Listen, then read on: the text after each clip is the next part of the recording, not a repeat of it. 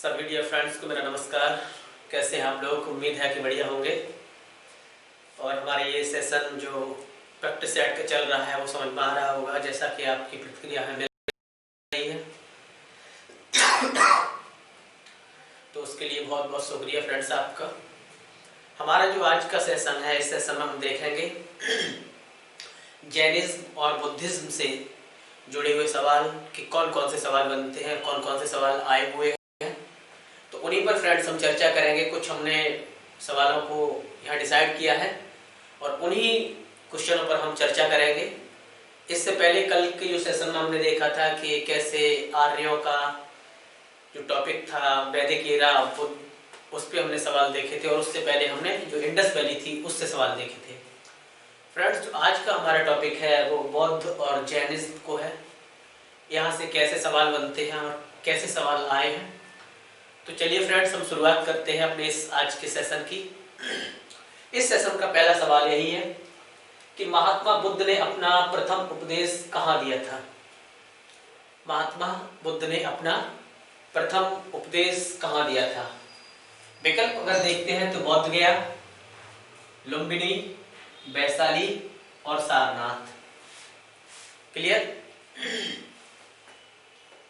तो जिसका right answer होगा फ्रेंड्स वो सारनाथ सही होगा।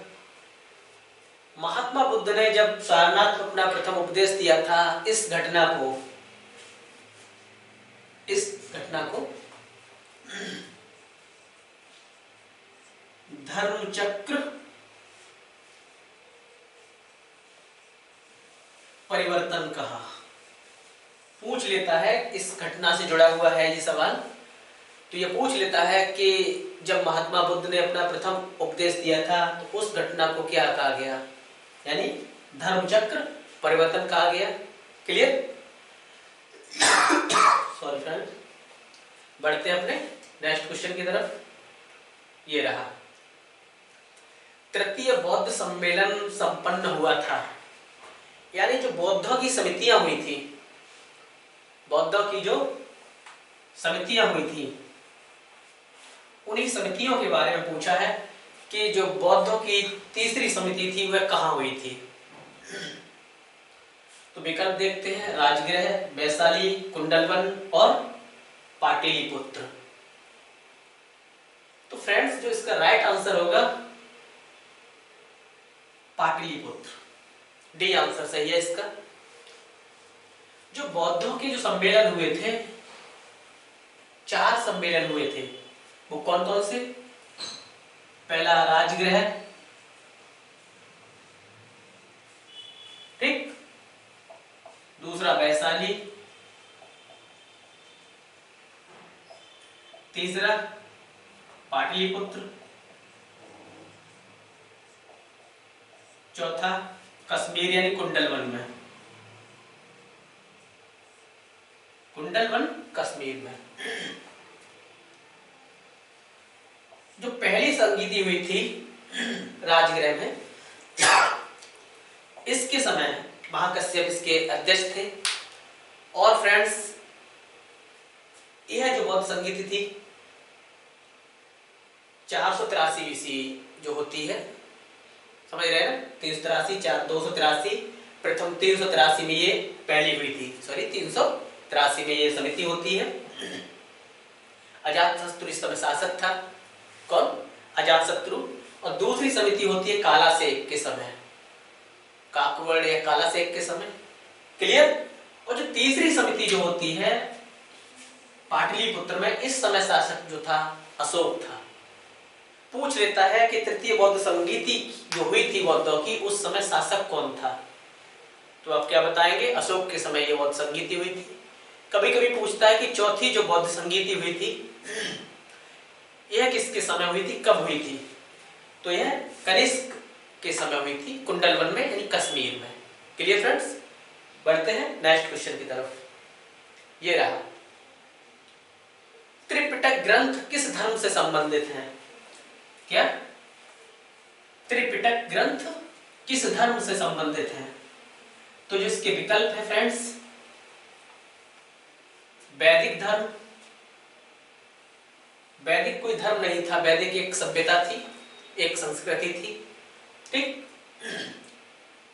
बौद्ध धर्म, जैन धर्म और शैव धर्म। वैदिक धर्म, बौद्ध धर्म, जैन धर्म और शैव धर्म। तो फ्रेंड्स, जो त्रिपिटक जो संबंधित थे वो थे बौद्धों से। वो त्रिपिटक थे कौन से? बुद्ध, धम्म और संघ। क्लियर? ये क्या थे? तीन पिटक थे। ये किससे संबंधित थे? बौद्धों से संबंधित थे। ठीक है ना? और त्रिरत्न पूछ लिया जाए कि त्रिरत्न किससे संबंधित थे, तो त्रिरत्न ये जैनियों से संबंधित थे। क्लियर? त्रिरत्न जैनियों से संबंधित थे। बढ़ते अपने नेक्स्ट क्वेश्चन की तरफ। फ्रेंड्स, एक एक क्वेश्चन बहुत इंपॉर्टेंट है। पूछ रहा है कि जैन धर्म के 24वें तीर्थंकर महावीर स्वामी का जन्म कब हुआ था?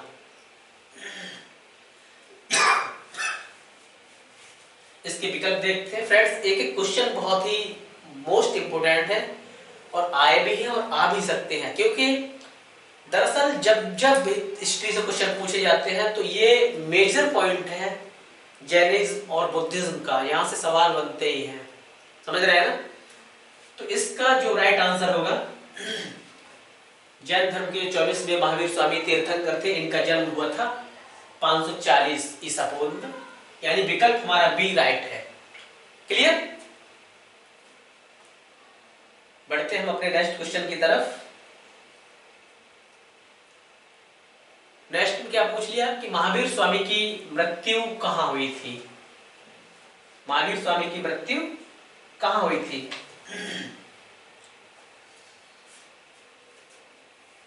फ्रेंड्स, इसके विकल्प देखते हैं। काशी यानी बनारस, वाराणसी, पावा, पाटलिपुत्र या राजगृह में। तो फ्रेंड्स, 540 में इनका जन्म होता है और 72 वर्ष की उम्र में इनकी मृत्यु होती है।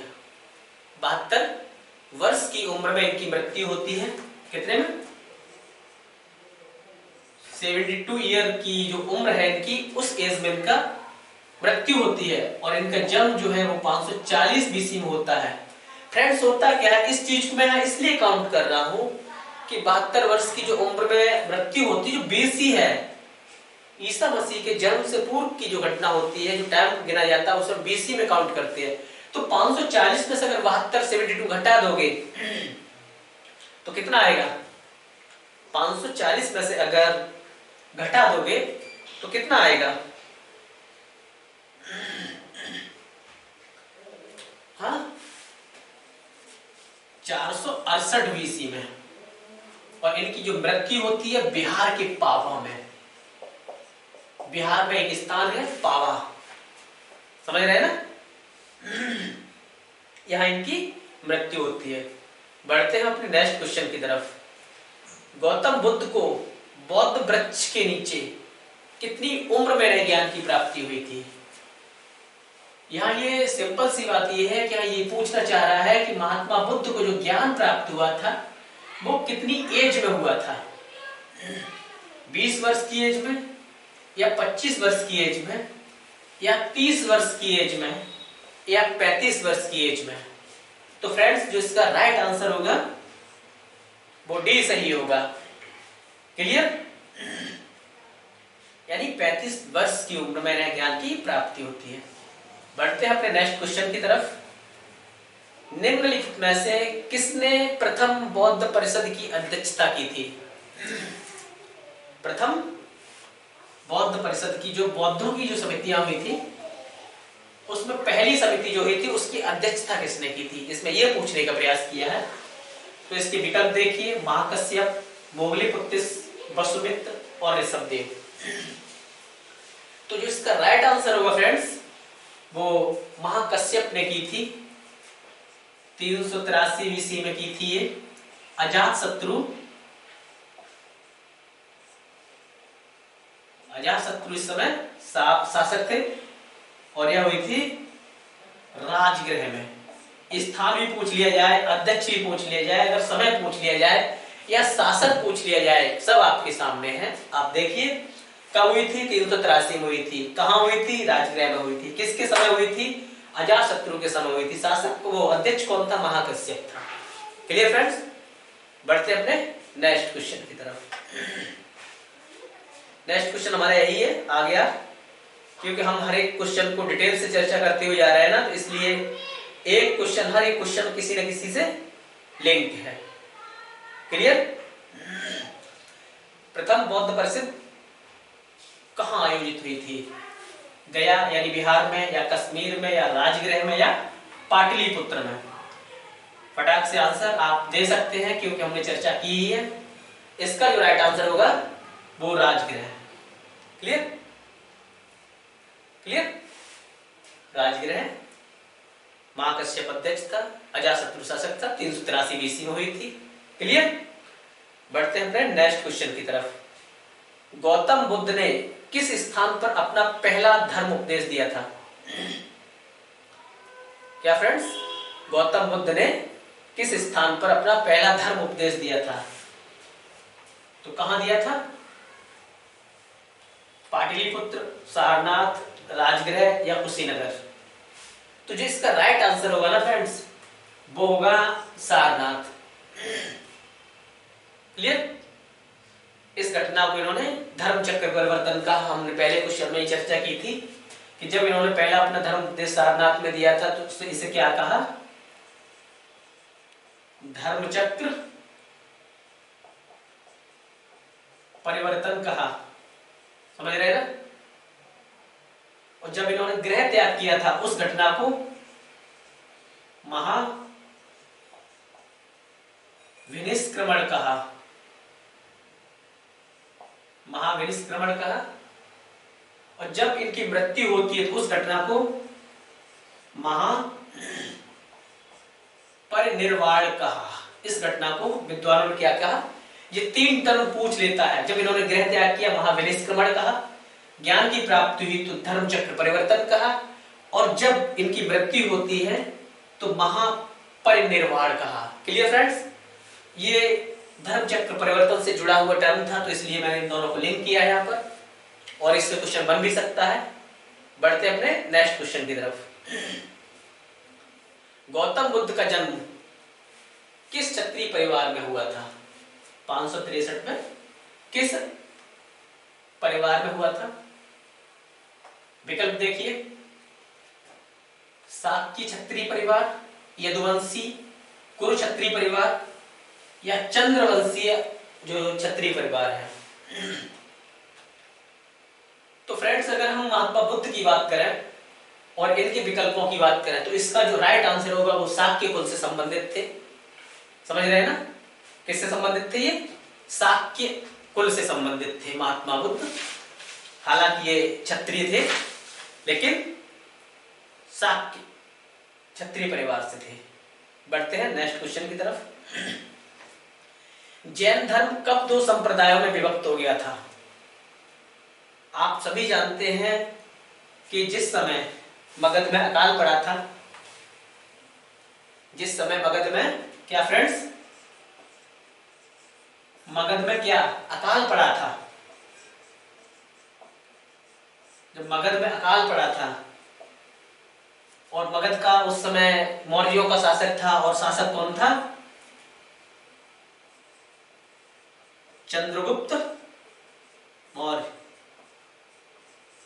समझ रहे हैं ना? जब इसके समय जो अकाल पड़ता है तो कुछ जैनी मगध से यानी चले जाते हैं कहां? कर्नाटक की श्रावणबेलगोला की पहाड़ी पर, और वहीं यहीं पर यानी स्थूलभद्र और भद्रवायु में मतभेद हो जाता है विचारों में, और दोनों के अनुयायी आपस में झगड़ने लगते हैं और विचारों में मतभेद हो जाता है। कुछ लोग चले जाते हैं, कुछ रुक जाते हैं। जो रुक जाते हैं वो श्वेतांबर, जो चले जाते हैं वो क्या? दिगंबर। तो जो 2 संप्रदाय थे श्वेतांबर और दिगंबर, वह चंद्रगुप्त मौर्य के शासनकाल के टाइम में, और यह शासनकाल जो है 300 ईसा पूर्व की बात करता है। समझ रहे हैं ना? आंसर समझ गए होंगे। कब जैन धर्म 2 संप्रदाय में विभक्त हुआ?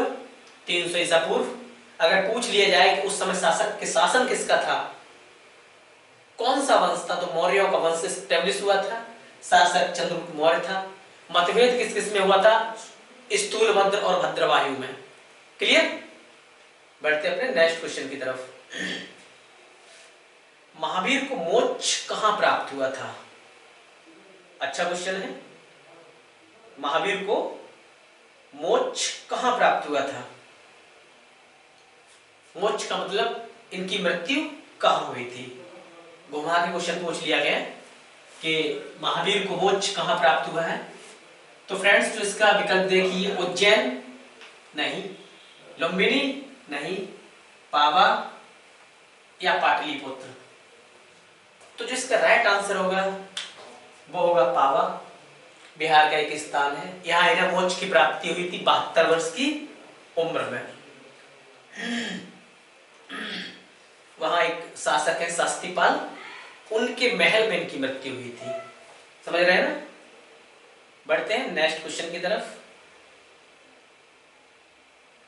किस शासक के शासनकाल के दौरान, यानी वह शासक कौन था, वह शासक कौन था जिसके शासनकाल में बौद्ध धर्म हीनयान और महायान में विभक्त हो गया था? कौन है वो शासक जिसके समय बौद्ध धर्म हीनयानी और महायान में विभक्त हो गया था? विकल्प देखिए, अशोक, कनिष्क, मिनांडर या हर्ष।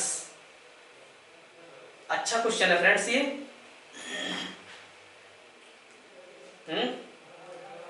बहुत बढ़िया क्वेश्चन है।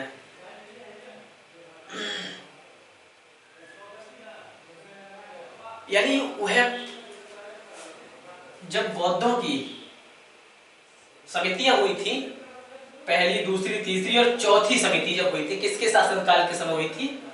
कनिष्क के शासनकाल में। समझ रहे हैं ना। इसी समय जो बौद्ध धर्म था वो हीनयान और महायान में बट गया था। क्लियर। कनिष्क के शासनकाल के समय हीनयानी और महायानी में बट गया था। उस समय चौथी बौद्ध संगीति हुई थी। समझ रहे हैं। अगर संगीति के आधार पर पूछा जाए कि बौद्ध धर्म किस संगीति में हीनयान और महायान में विभक्त हो गया था, तो चौथी बौद्ध संगीति में। बढ़ते हैं नेक्स्ट क्वेश्चन की तरफ। क्लियर। क्या पूछा है कि महावीर स्वामी के बचपन का नाम पूछ रहे हैं कि महावीर स्वामी के बचपन का क्या नाम था। देखिए, अध्ययन, वर्धमान, सिद्धार्थ या निरंजन। तो जिसका राइट आंसर होगा वो वर्धमान होगा, और जो सिद्धार्थ था वो महावीर स्वामी का नहीं बल्कि महात्मा बुद्ध का था। क्लियर। तो इनके बचपन का नाम क्या था? वर्धमान था। बढ़ते अपने नेक्स्ट क्वेश्चन की तरफ। 23वें तीर्थंकर कौन थे? विकल्प देखिए, आदिनाथ, श्री मुनि सुब्रतनाथ, श्री पार्श्वनाथ या नेमिनाथ। इसका जो फ्रेंड्स राइट आंसर होगा सी सही होगा, पार्श्वनाथ। क्लियर। पार्श्वनाथ के बारे में कहा जाता है कि इनका जन्म बनारस में हुआ था। 84वें दिन इनको ज्ञान की यानी कैवल्य की प्राप्ति होती है सम्मेद पर्वत पर, और इन्होंने ही जैनियों के जो 5 महाव्रत थे ना, उसमें 4 महाव्रत इन्हीं के थे। सत्य, अहिंसा, अपरिग्रह। समझ रहे हैं ना। सत्य, अस्तेय, अपरिग्रह और अहिंसा जो थी, वो 4 महाव्रत जो थे, 4 महाव्रत इन्होंने ही दिए थे। और जो ब्रह्मचर्य अंतिम 5 महाव्रत जोड़ा है, यानी ब्रह्मचर्य जो जोड़ा है वो किसने? महावीर स्वामी ने जोड़ा है। समझ रहे हैं ना। चलिए बढ़ते हैं नेक्स्ट क्वेश्चन की तरफ। ये रहा हमारा नेक्स्ट क्वेश्चन। आदिनाथ को मोक्ष की प्राप्ति कहां हुई थी? क्या फ्रेंड्स? आदिनाथ को मोक्ष की प्राप्ति यानी इनकी मृत्यु पूछ रहे हैं कि आदिनाथ की जो मोक्ष की प्राप्ति हुई थी इन्हें कहां हुई थी? तो विकल्प देखिए, पावापुरी, गिरनार, कैलाश पर्वत या सम्मेद शिखर। तो जो इसका राइट आंसर होगा फ्रेंड्स वो सी सही होगा। क्या? कैलाश पर्वत पर इनकी मृत्यु हुई थी। ठीक है ना, ये जैनियों के एक तीर्थंकर थे। अब बढ़ते हैं नेक्स्ट क्वेश्चन की तरफ। बुद्ध को ज्ञान और करुणा के सागर के रूप में प्रतिष्ठित किया गया है, यानी इस चीज का उल्लेख कहां मिलता है कि महात्मा बुद्ध को ज्ञान और करुणा के सागर के रूप में दर्शाया गया है? तो बुद्ध चरित अश्वघोष की रचना इसमें मिलता है, या जो महात्मा बुद्ध की जो पुनर्जन्म से जुड़ी हुई कथाएं हैं उन कथाओं को जातक कथाएं कहा गया, यहां मिलता है, या अमर सिंह के अमर कोश में मिलता है, या आयशा का प्रकाश लाइट ऑफ एशिया, एडविन अर्लैंड की लिखी हुई पुस्तक द लाइट ऑफ एशिया, समझ रहे हैं, यहां से मिलता है। मैंने चारों पुस्तकों के चारों ग्रंथों के नाम भी बताए हैं कि किस किस राइटर ने लिखी, कभी कभी पूछ लेता है। अश्वघोष यानी बुद्ध चरित, जातक कथाएं इनकी जो पुनर्जन्म की घटनाएं मिलती है जातक कथाओं में, और इनका उल्लेख यानी इनका जो उल्लेख जो मिलता है फ्रेंड्स वो मिलता है महाराष्ट्र के अजंता की गुफाओं में। जातक कथाएं की जो घटनाएं हैं इनका चित्रण अजंता की गुफाओं में मिलता है। अमर सिंह ने अमर कोश लिखा था। लाइट ऑफ एशिया एडविन अर्लैंड नाम के एक विद्वान थे, बुद्धिस्ट, ठीक है ना, ललित विस्तार से प्रभावित होकर इन्होंने लिखी थी। तो फ्रेंड्स इसका जो राइट आंसर होगा वो सी होगा, अमर कोश, अमर सिंह द्वारा लिखित है यह ग्रंथ। बढ़ते हैं अपने नेक्स्ट क्वेश्चन की तरफ। बौद्ध धर्म अपनाने वाला प्रसिद्ध ग्रीक शासक कौन था? परिजन कौन था या शासक कौन था? देखिए, स्ट्रेबोआई, मेनांडर, डेमेट्रियस या सिकंदर। तो फ्रेंड्स जो इंडो ग्रीक था पहला शासक, वह शासक, इसका जो राइट आंसर होगा वो बी। मेनांडर को बौद्ध धर्म का संरक्षक भी कहा जाता है। मेनांडर को बौद्ध धर्म का संरक्षक भी कहा जाता है, और इसका जो राइट आंसर होगा, और जो विदेशी पहला बौद्ध धर्म को अपनाने वाला था वो मेनांडर था। क्लियर? बढ़ते अपने नेक्स्ट क्वेश्चन की तरफ। ये देखिए, बहुत प्यारा क्वेश्चन है कि भारत के बाहर बौद्ध धर्म को पहली बार स्वीकार किया गया। भारत के बाहर बौद्ध धर्म को पहली बार स्वीकार किया गया कहां? चीन में या जापान में? नहीं, श्रीलंका में या तिब्बत में? तो इसका जो राइट आंसर होगा, आपको याद होगा जब भारत में मौर्य साम्राज्य था और शासक उस समय था अशोक। क्या शासक कौन था फ्रेंड्स? शासक था अशोक। और इसका नाम सुना होगा, इसने अपने पुत्र और पुत्री को कहां भेजा था? श्रीलंका भेजा था। पुत्री संघमित्रा को कहां भेजा था? श्रीलंका भेजा था। और क्या? बौद्ध धर्म के प्रचार प्रसार के लिए भेजा था। तो सबसे पहले जो बौद्ध धर्म को स्वीकार किया गया वो कहां? श्रीलंका में किया गया। ठीक है फ्रेंड्स, बढ़ते हैं अपने नेक्स्ट क्वेश्चन की तरफ। ये रहा हमारा क्वेश्चन।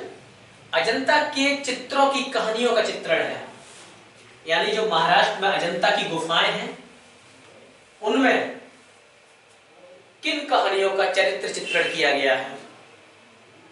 तो फ्रेंड्स, हमने थोड़ी देर पहले एक क्वेश्चन पर जब डिटेल से चर्चा की थी तो उसमें हमने इस बात का उल्लेख किया है कि जो अजंता यानी महाराष्ट्र में जो अजंता की गुफाएं हैं वहां इस बात का उल्लेख मिलता है कि महात्मा बुद्ध के जो पुनर्जन्म से जुड़ी हुई घटनाएं हैं उन घटनाओं का चित्रण किया गया है कहां? जातक की जो कथाएं हैं उनका चित्रण अजंता में किया गया है। तो इसका जो राइट आंसर होगा फ्रेंड्स सी होगा। हमारी जो आज की जो 20 क्वेश्चन का जो सेशन था वो समाप्त होता है। उम्मीद करते हैं फ्रेंड्स कि हमारा ये सेशन आपको पसंद आया होगा, और आप इसी तरह लाइक करिए, शेयर कीजिए, सब्सक्राइब कीजिए, और जो इम्प्रूव होगा वो आप बताइएगा। फ्रेंड्स, हम कुछ दिनों के बाद अपने सभी फ्रेंड्सों के लिए जो नेट जीआरएफ जो हिस्ट्री से करना चाहते हैं या टीजीटी पीजीटी करना चाहते हैं उनके लिए हम बेहतरीन कंटेंट के साथ क्लास लेके आएंगे। फ्रेंड्स, दरअसल क्या है, जो हम ऐसे क्वेश्चन लेके आ रहे हैं ये हम उन फ्रेंड्स के लिए लेके आए हैं जो वनडे की तैयारी कर रहे हैं, इसलिए हम उन्हें वही मैटर दे रहे हैं कि जो उनके लिए सफिशियंट है। लेकिन हाँ, जब हम अपनी क्लास को टीजीटी पीजीटी के लिए लेके आएंगे तो आपको बेहतरीन कंटेंट मिलेगा, आप इस बात के लिए निश्चिंत रहिएगा। तो आज हम यहीं विदा लेते हैं आपसे फ्रेंड्स। ओके, नमस्कार।